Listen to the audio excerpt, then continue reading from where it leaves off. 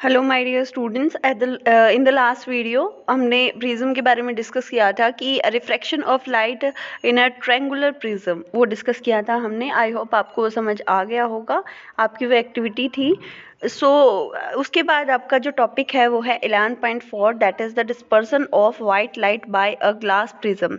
Okay, अब की बार हम एक ग्लास प्रिज्म ले रहे हैं जिसके अंदर हम सिर्फ ये पढ़ रहे हैं कि जो वाइट लाइट है उसमें जो उसका डिस्पर्सन है वो किस तरीके से होता है। ठीक है, you must have seen and appreciated the spectacular colors in a rainbow. How could the white light of the sun give us the various colors of the rainbow? क्या होता है कि अगर कोई भी प्रिज्म हम रखते हैं, जैसे कि मैंने आपको लास्ट वीडियो में बताया था, तो कोई भी लाइट जो है, वाइट लाइट जो है वो प्रिज्म के अंदर जैसे ही एंटर करती है तो 7 कलर्स के अंदर वो जो है वो डिवाइड हो जाती है रेनबो की तरह। राइट तो वो कैसे होता है हम उसे पढ़ रहे हैं। Before we take up this question we shall first go back to the refraction of light through a prism. The inclined refracting surfaces of a glass prism show the exciting phenomenon. Let us find it out through an activity. इस activity के through हम उसे find out करेंगे। जितनी भी NCERT के अंदर आपके यू हैव टू नो या फिर एक्टिविटी या ऐसे कोई भी बॉक्सेस जो आते हैं वो आपको पढ़ने ज़रूरी है, उनमें से काफ़ी क्वेश्चंस आ सकते हैं। तो ये जो एक्टिविटी है आपकी 11.2, तो वो आप जो है करके देखिएगा। सो हियर इज ये आपको थ्योरी दी गई है डिस्पर्जन ऑफ लाइट के अंदर। आप देख सकते हैं कि आपका डायग्राम है जो आपको शो कर रहा है dispersion of white light okay by a glass prism and dispersed into the 7 colours. The prism has probably split the incident white light into a band of colors. जो prism है वो probably जो light है white light है उसको split कर देता है कलर्स के बैंड के अंदर। ठीक है, जैसे कि आप देख सकते हो स्क्रीन पे वाइट लाइट बीम जो है वो एक प्रिज्म के अंदर एंटर कर रही है और 7 कलर्स के अंदर वो स्प्लिट हो रही है। Note the colours that appear at the 2 ends of the colour band. दोनों साइड कौन कौन से कलर आपको दिखाई दे रहे हैं आपको वो नोट करना है। एक साइड रेड दिखाई दे रहा है, एक साइड वायलेट दिखाई दे रहा है। Right, so the various colours seen are violet, indigo, blue, green, yellow, orange and red. ये आपको सीक्वेंस वाइज बताया गया है कि इस सीक्वेंस से जो कलर्स हैं वो आपके शो होते हैं जैसे ही हम प्रिज्म में देखते हैं। ठीक है, the acronym VIBGYOR will help you to remember the sequence of the colour. VIBGYOR जो है वो एक ऐसा वर्ड है जो हमने बनाया है ताकि जो सीक्वेंस है कलर्स का वो याद रहे। The band of the coloured component of A light beam is called its spectrum. तो आपसे स्पेक्ट्रम पूछा जाए कि वो क्या होता है तो आप क्या कहेंगे कि colour the band of the coloured component, जितने भी ये कलर्ड कंपोनेंट हैं उनका जो बैंड है ऑफ ए लाइट बीम, किसी भी बीम ऑफ लाइट का, उसे हम स्पेक्ट्रम कहते हैं। You might not be able to see all the colours separately. आप जो है अलग अलग कलर्स जो हैं वो नहीं देख पाएंगे, अलग अलग कलर्स जो है वो नहीं देख पाएंगे separately. Yet something make each colour distinct from other.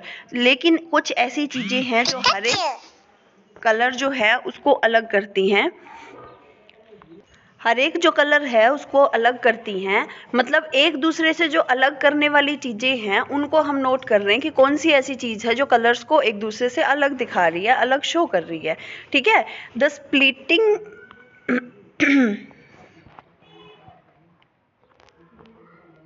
The splitting of light into its component colors is called as the dispersion. Dispersion की प्रोसेस हम किसे कहते हैं कि लाइट जो है वो अलग अलग कलर्स में स्प्लिट हो जा रही है, उसी ही प्रोसेस, उसी ही फिनोमिनन को हम डिस्पर्सन कहते हैं। You have seen that the white light is dispersed into its 7 colors component by a prism. एक प्रिज्म जो है वो 7 कलर्स में व्हाइट लाइट को डिवाइड कर रहा है, डिस्पर्स कर रहा है। Why do we get these colors? क्यों हमें ये कलर्स मिलते हैं? Different colors of of light bend through different angles with respect to the incident ray. ये रीज़न होता है, कई बार क्वेश्चन आ जाता है कि जो कलर्स दिखाई देते हैं हमें प्रिज्म से कि एक वाइट लाइट जो है वो 7 कलर्स के अंदर जो है वो डिवाइड हो रही है, तो वो कलर्स हमें डिस्टिंक्टली कैसे दिखाई देते हैं। तो उसका रीज़न क्या है, हर एक जो लाइट है वो बैंड होती है अलग अलग एंगल से। ठीक है, जो अलग अलग कलर है वो अलग अलग एंगल से बैंड होता है, जिसकी वजह से क्या होगा, जो इंसिडेंट रे है उसके हिसाब से अलग अलग कलर से अलग अलग एंगल से बैंड हुआ। ठीक है, as they pass through a prism, जैसे ही प्रिज्म से पास होते हैं, the red light bends the least while the violet the most. जो रेड लाइट है वो सबसे ज़्यादा सबसे कम जो है वो बैंड होती है, और वॉयलेट जो कलर है वो सबसे ज़्यादा बैंड होता है ज़्यादा एंगल से। Thus the rays of the each colour emerge along different paths Thus, the rays of each color emerge along different path and thus become distinct. तो इसलिए जो रेज हैं, जो कलर emerge कर रही हैं, वो different path पर जाती हैं, इसलिए हमें अलग अलग दिखाई देती हैं। It is the band of the distinct colors that we see in a spectrum, जो कि हम एक स्पेक्ट्रम में देखते हैं। अलग अलग जो कलर्स हैं उनका बैंड, जो कि हम देख सकते हैं कि 7 कलर्स का होता है। उसके बाद देखिए, Isaac Newton was the first to use a glass prism to obtain the spectrum of sunlight. Isaac Newton जो है वो पहले ऐसे साइंटिस्ट थे जिन्होंने जो स्पेक्ट्रम ऑफ सनलाइट है उसको प्रिज्म से देखा। He tried to split the colors of the spectrum of white light further by using another similar prism. तो उन्होंने क्या सोचा कि एक बार फिर से इसका जो डिस्पर्जन है वो करवा कर देखते हैं, शायद 7 कलर से ज़्यादा और कलर हमें दिखाई दे।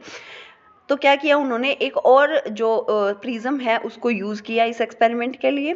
However he could not get any more colours, उसके बावजूद भी उनको जो है नए कलर्स देखने को नहीं मिले। He then placed a second identical prism in an inverted position with respect to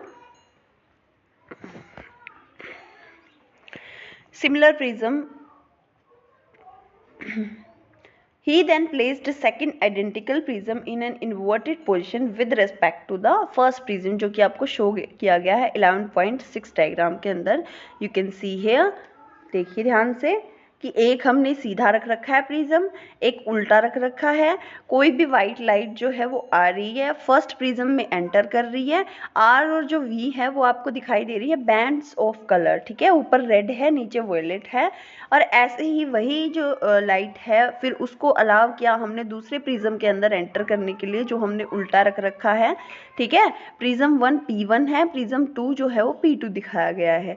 तो जैसे ही उस जो वाइट लाइट है वो कलर्स के बैंड में कन्वर्ट हुई, उसके बाद दूसरे में जैसे उसने एंटर किया और दूसरे में एंटर करके जैसे ही वो एनवायरनमेंट में वापस निकलती है, प्रिज्म से बाहर लाइट रे निकलती है, तो वापस वाइट लाइट ही निकलती है। यानी इस एक्सपेरिमेंट का क्या मतलब रहा कि लाइट जो है वाइट लाइट, उसका हमने रिकम्बिनेशन करा रहे हैं। जो स्पेक्ट्रम निकल रहा है, जो स्पेक्ट्रम हमें दिखाई दे रहा है, उसका रिकम्बिनेशन करा रहे हैं। तो बाहर से वाइट लाइट एंटर की थी फर्स्ट में, उसके बाद सेकेंड में एंटर हो रही है लाइट रेज, उसके बाद जैसे ही फिर से बाहर यानी आउटसाइड द प्रिज्म आती है तो वाइट लाइट ही बाहर आती है जब हम किसी भी स्क्रीन के ऊपर देखते हैं।